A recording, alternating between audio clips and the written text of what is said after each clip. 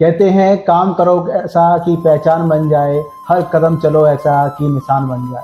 कहते हैं काम करो ऐसा कि पहचान बन जाए, हर कदम चलो ऐसा कि निशान बन जाए।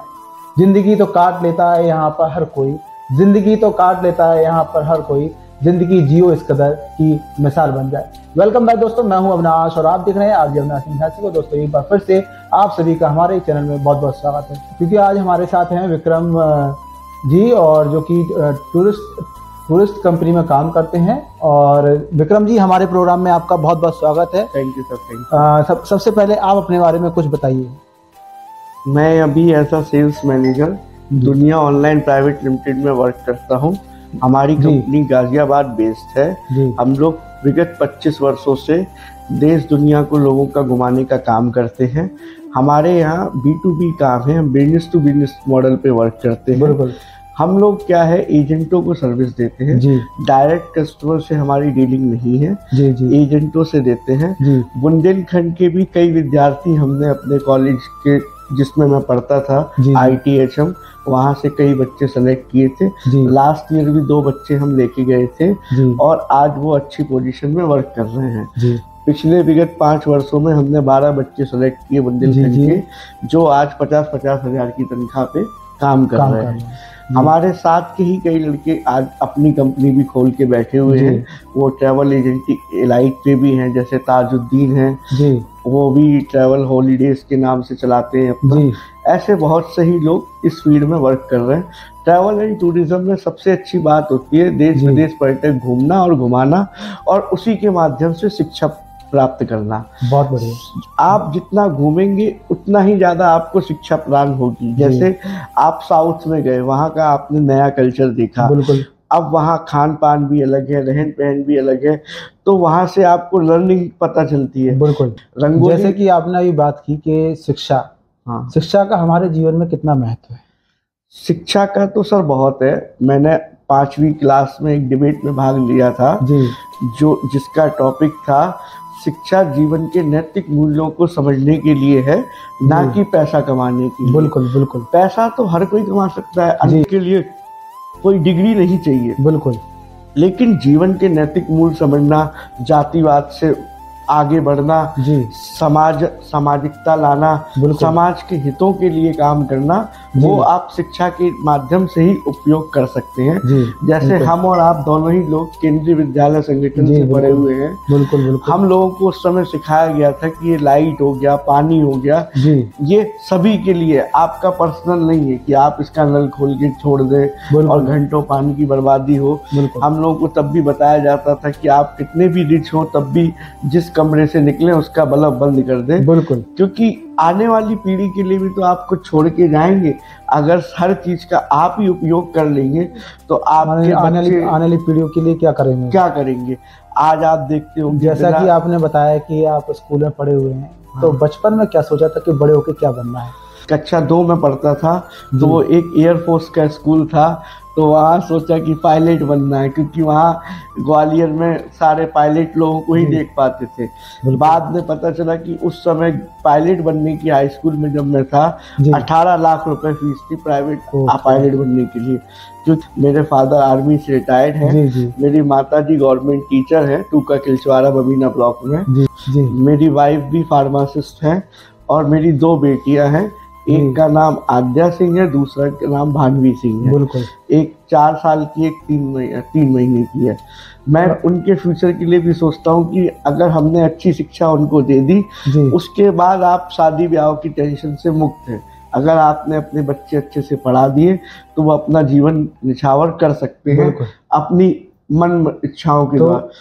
कोई ऐसी कोई स्कूल की बात जो आज भी आपको याद आती हो, कोई किस्सा आपको पता हो? स्कूल की बात तो अगर देखा जाए कि कुछ सीखने के माध्यम से, तो जैसे मेरी एक 7th क्लास में SST की मैम थी, वो कहती थी विक्रम अगर जीवन में कभी पैसा कमाया तो सबसे अच्छा होता है कन्यादान करना। किसी गरीब कन्या का आप विवाह कर दें तो उससे बड़ा पुण्य कुछ नहीं हो सकता। बिल्कुल। मेरे फादर ने अपने परिवार में ही बहुत सारी कन्याओं का कन्यादान लिया।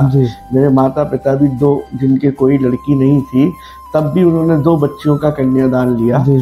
तो वो एक अपने आप में बड़ी बात है। जिनका नहीं भी लिया वहाँ पे भी 2-4 लाख रुपए लगाए जी। तो मैं कभी इस काम के लिए रोकता नहीं हूँ, बल्कि बढ़ावा ही देता हूँ। लोग तो दूसरों को करते हैं, अगर आप अपने परिवार में कर रहे हैं तो उससे अच्छा कुछ नहीं।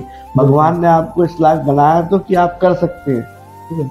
बचपन से लेके अभी तक किन किन चुनौतियों का आपको सामना करना पड़ा? सामना जैसे कि हमारी जो भारतीय संस्कृति है जी, यहाँ पे हम पीछा लगू वाली संस्कृति है कि अगर पड़ोसी का लड़का डॉक्टर है तो हम भी ये सोचेंगे कि हमारा बच्चा भी डॉक्टर बन जाए। हम कभी ये नहीं देखेंगे कि उसकी रुचि उस सब्जेक्ट में है भी या नहीं है, या वो उस लायक है। जैसे मेरी मदर आर्ट साइड से पढ़ी लिखी थी, आज वो हेडमास्टर हैं, लेकिन मेरे फादर हमेशा बोलते थे कि साइंस साइड होनी चाहिए, साइंस साइड, क्योंकि वो खुद हाई स्कूल ही पास थे तो उनको उतना नॉलेज ही नहीं था कि कोई भी साइड बेकार नहीं होती है। आप अपनी साइड में अगर अच्छा करते हैं तो आपका अच्छा सफर निकलेगा। बिल्कुल। अब मैंने देखा, मैंने साइंस के चक्कर में जयपुर गया। हाई स्कूल के बाद मुझे केवी में साइंस नहीं मिल रही थी क्योंकि 50% था, ईमानदारी से बोलो। बिल्कुल बिल्कुल। 11वीं क्लास जब मैंने वहाँ पे की तो मैंने शुरुआत में बहुत अच्छे से मेहनत की। हाफ रेली तक मैं वहाँ पे फर्स्ट था। वहाँ पे 12 ही बच्चे थे। उस समय के हिसाब से वहाँ 2008 में 60,000 रुपये फीस थी, जो कि पर महीना 5,000 पड़ती है।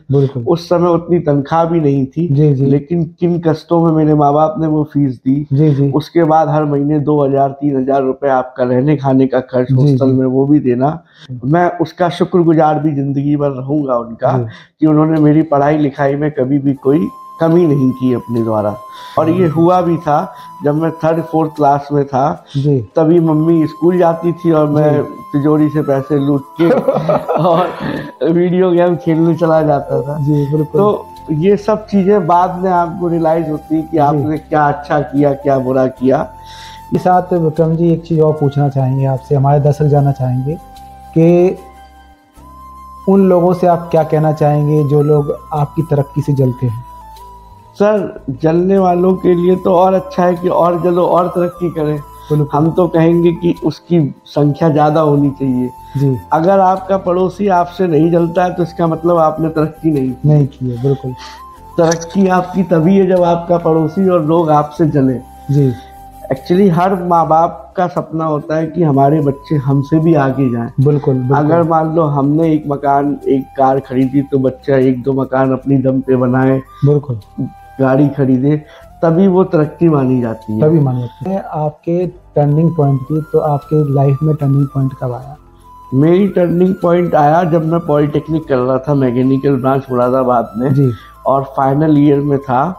तो मैंने संदीप माहेश्वरी को सुना। उन्होंने अपने इंटरव्यू में बोला था कि आदमी को वही काम करना चाहिए जिसमें उसका मन लगे। और अभी एज अ कमीशन बेस पे 25% पे मैं घर से काम कर रहा हूँ।